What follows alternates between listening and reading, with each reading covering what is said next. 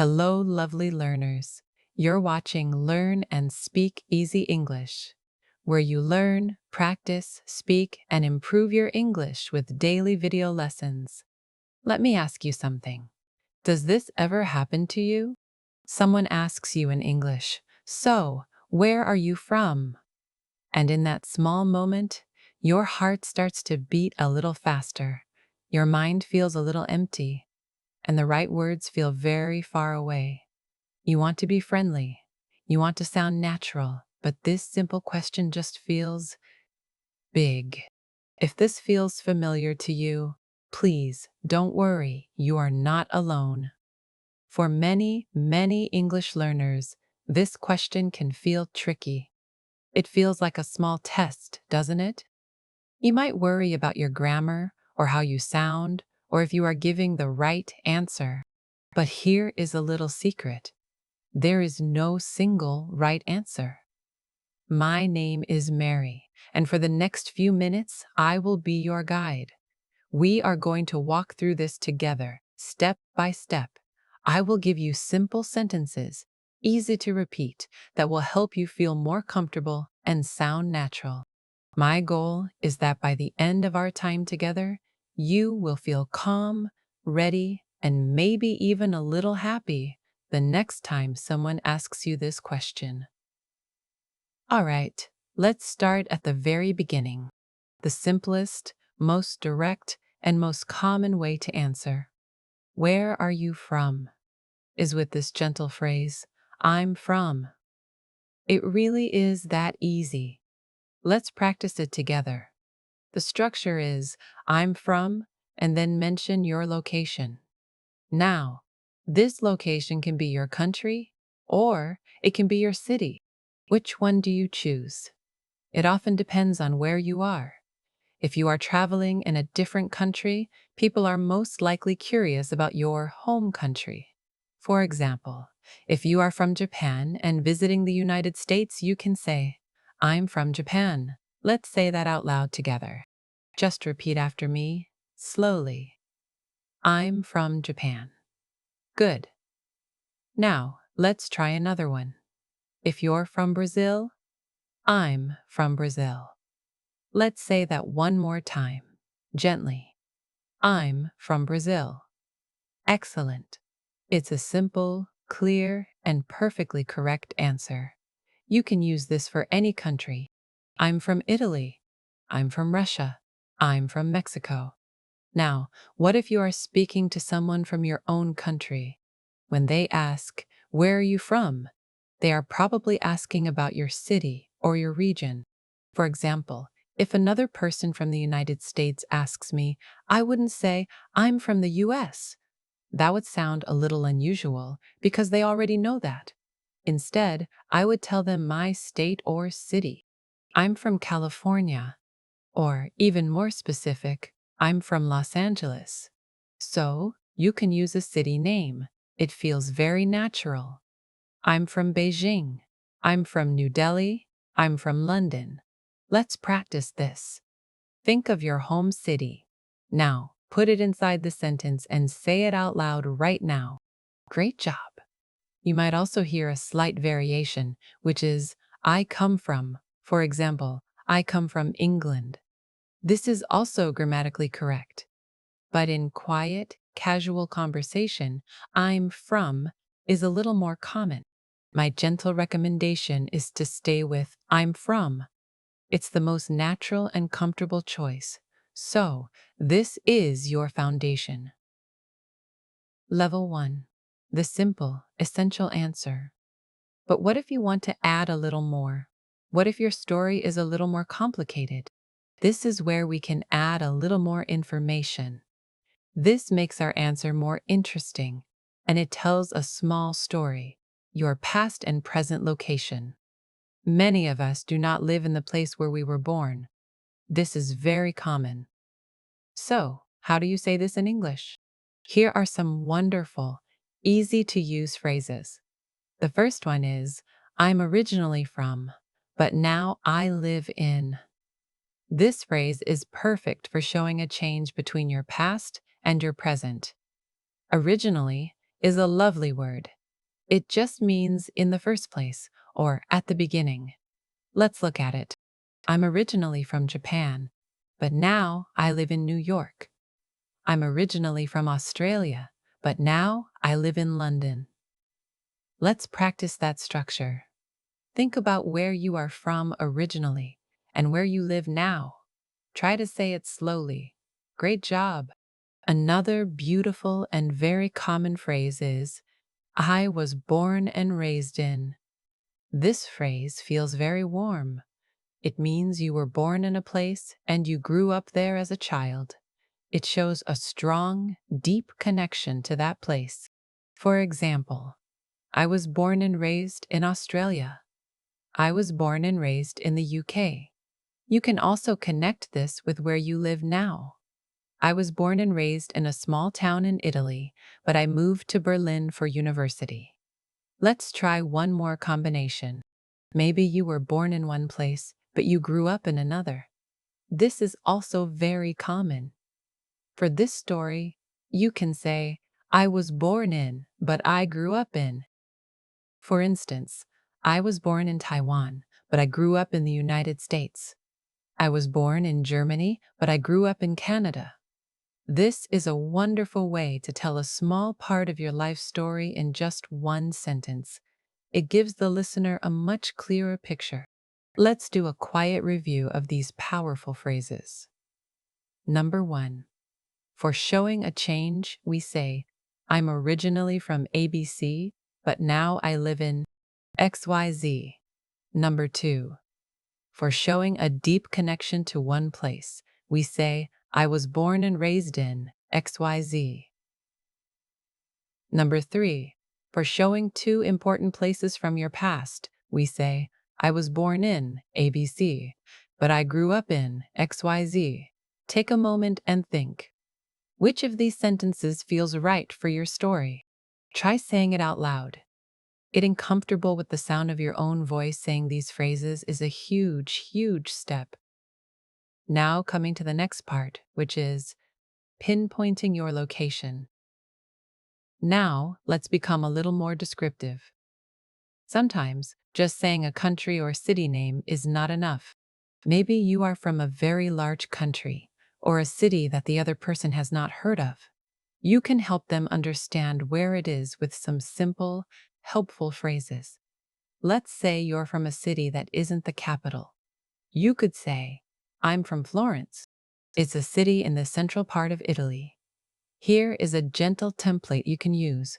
I'm from XYZ city. It's in the XYZ direction of my country.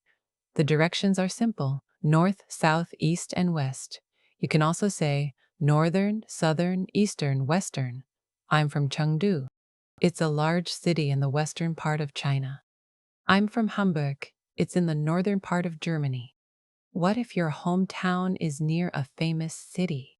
That's a great way to help someone understand. I'm from a town called Haripur. It's about an hour west of Islamabad. You can also describe the geography of your home. This helps to paint a soft picture in the listener's mind. My country is in Southeast Asia. It's a large country in North America. My hometown is on the coast. It's a small, landlocked country in Southeast Africa.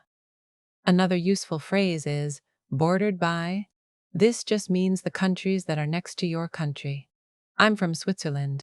It's bordered by Germany, France, Italy, and a few other countries. Let's practice. Think about your country. Where is it? Is it in Europe? In South America? Is it an island? Try to form one sentence about your country. Now think about your hometown. Is it in the north or the south? This may feel like a lot of detail, but this is how natural conversations work. You offer a piece of information, and then you add a little more to help the other person connect with you. Wow, we have covered so much together. Let's just pause and take a breath. You've learned the simple answer, and you've learned how to add more details about your story and your home's location. I hope you are starting to feel a little more calm and prepared. If you are finding this lesson helpful, and if you are feeling a little more confident already, Please take a moment to subscribe. It helps my channel a great deal, and it means you won't miss our future lessons for speaking English calmly and with confidence. And a small question for you. Have you ever used the phrase, "I was born and raised in," before? Let me know with a simple yeses or no in the comments below. It's always so interesting for me to know which phrases feel new to you. All right, back to the lesson. This is where we move from just answering a question to really connecting with the other person. When someone asks where you're from, they are often curious about your life and your culture. Giving a small, interesting detail is a beautiful way to build a bridge. So, after you give your basic answer, "I'm from Brazil," you can add a short, interesting thought. Here are some ideas. The first one is describing the geography and climate. People love hearing about the natural world. Is your home known for mountains, beaches, deserts, deserts? You can use the phrase, "it's known for," or "it's famous for." Let's look at some gentle examples. I'm from Canada. It's famous for its natural beauty, especially the huge mountains in the west. I'm from Brazil. We're known for our beautiful beaches. I'm from India. We have the huge Himalayan mountains in the north.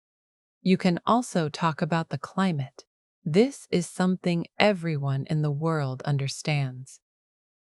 The climate in my country is very diverse. In the south, it's tropical, so it's warm all year. But in the north, we have 4 clear seasons, and it can get very cold in the winter. Here is some gentle vocabulary for climate. Tropical. It means hot and humid all year. Temperate. It means clear seasons, like warm summers and cool winters. Arid. It means very dry, like a desert. Mild winters. It means winters that are not very cold. Scorching summers. It means summers that are very, very hot. Here's a simple template. I'm from Spain. The climate is generally lovely. We have scorching summers, especially in the south, and mild winters. Think about your home's geography and climate. What is one small thing you could say? Maybe you have quiet forests, vast deserts, or beautiful rivers. Try to create one sentence. Moving further, you can also try talking about the people and culture. This is a wonderful way to share something positive. You can talk about the general feeling of the people or a specific cultural tradition. To talk about the people, you can say, "People there are generally very welcoming." Welcoming here is an adjective. Some other warm adjectives can be, number 1, hardworking, people who put a lot of energy into their work. Number 2, family-oriented. For them, family is very important. Number 3, artistic, where the culture creates a lot of art and music. Let's discuss an example. I'm from Ireland. People there are generally very welcoming and have a great sense of humor. I'm from South Korea. It's a very dynamic country, and people are known for being incredibly hardworking. You can also talk about the culture itself. A great phrase is, "We have a very rich," like, "We have a very rich cultural heritage." "We have a rich history." "We have very diverse traditions." You can also mention a specific festival that is important to you. I'm from India. One of our biggest festivals is Diwali, the Festival of Lights. It's a beautiful time of year when families come together. This kind of detail is what makes a conversation feel real and memorable. You are not just an English learner. You are sharing something unique and special about your home. Moving further, you can also try highlighting famous things like food and landmarks. This is maybe the easiest and most fun topic to add. Everyone understands food and travel. Let's begin with food. You can use the word cuisine, which is just a more formal word for a style of cooking.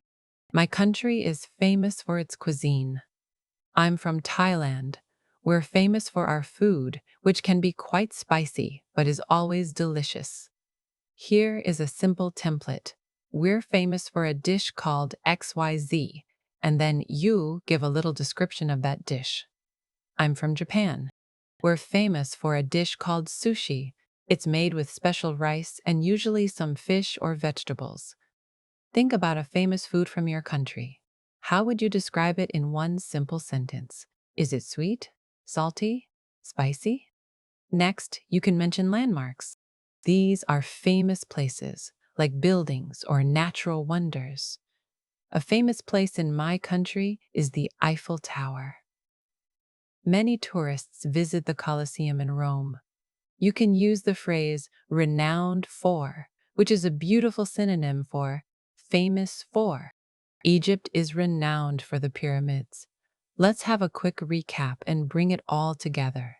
Imagine someone asks you, "Where are you from?" instead of just, "I'm from Italy." You can now say, "I'm from Italy. I was born and raised in Rome." It's a city with such a rich history. You can see ancient buildings everywhere. And of course, it's renowned for its incredible food, like pasta and pizza. Do you feel the difference? That second answer opens a door. It invites a real conversation. The other person can now tell you they love pasta. You have given them a way to connect with you. You gave a wonderful, detailed, and natural sounding answer. And now, the conversation continues. Your new friend is interested. They want to know more. They might ask a follow-up question. And the great news is, you are already prepared to answer. Common follow-up questions are, "Oh, really? What's it like there? Wow, I've always wanted to go there. What's it famous for? That's so interesting. What should I see if I visit?" Do you notice something? The answers to these questions are exactly what we have already practiced. If someone asks, "What's it like there?" you can talk about the geography, the climate, or the people. Well, it has the most beautiful landscapes with mountains and quiet beaches. The people are also very welcoming. If someone asks, "What's your country famous for?" you are completely ready. "Oh, we're probably most famous for our food. We have this amazing dish called pizza. Also, we have some incredible ancient ruins that many tourists come to see." If someone asks, "What should I see if I visit?" you can give them a personal recommendation. "Oh, you should definitely visit the old part of my city. It's full of history. And I recommend trying the local food. It's the best." The key is to see that you have already learned the simple blocks for a great conversation. The details about geography, culture, and food are not just for your first sentence, they are the material you will use for the whole conversation. One more important tip for a natural conversation: ask a question back. After you've answered, you can gently say, "What about you? Where are you from?" Or, if you already know where they are from, you can ask something more specific. "I've always wanted to visit Australia. What is the weather like where you are?" A conversation is a shared road. By asking a question, you show that you are interested in them too. So, we have gone on a big journey. We started with the tight feeling that can come from a simple question. Now, look at all the tools you have. You are not just a person answering a question anymore. You are a storyteller, a cultural ambassador, an interesting person to talk to. You have the power to turn a moment of worry into a moment of connection.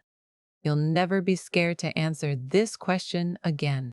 And now, it's your turn to practice. Practice is the final, gentle step to building true comfort. In the comments below, I want you to answer the question, "Where are you from?" Don't just give the simple answer. Challenge yourself just a little. Try to use one of the new phrases you learned with me today. Tell me where you were born and raised, or tell me something your home is famous for. I will read every single comment. I am so excited to learn a little bit about all of your amazing homes. Thank you so much for joining me today. Keep going, keep speaking. Before finishing today's video, if you enjoyed this lesson, don't stop here.